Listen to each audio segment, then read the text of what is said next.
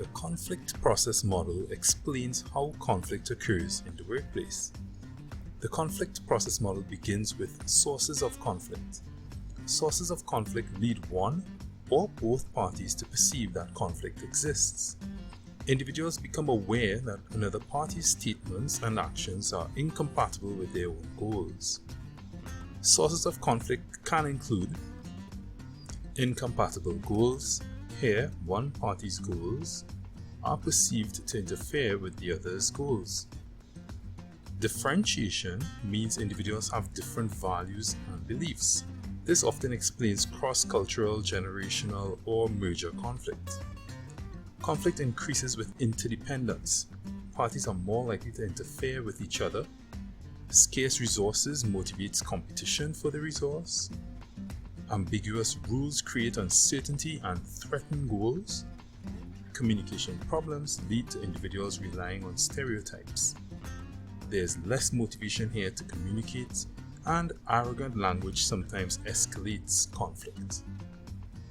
Sources of conflict affect conflict perceptions and emotions. Perceptions of conflict usually interact with emotions experienced. For example, individuals feeling annoyed, hostile, grouchy, aroused, excited, and so on. These perceptions and their accompanying emotions can then manifest into behaviors. That is, emotions can lead to conflict episodes, which are decisions and behaviors of one party towards the other. These episodes range from subtle non-verbal behaviors to aggression. Here, individuals use certain conflict resolution styles that are explained later on.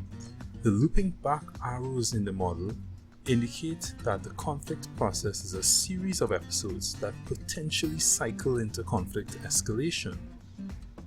The model then ends with conflict outcomes. These outcomes may be positive or negative.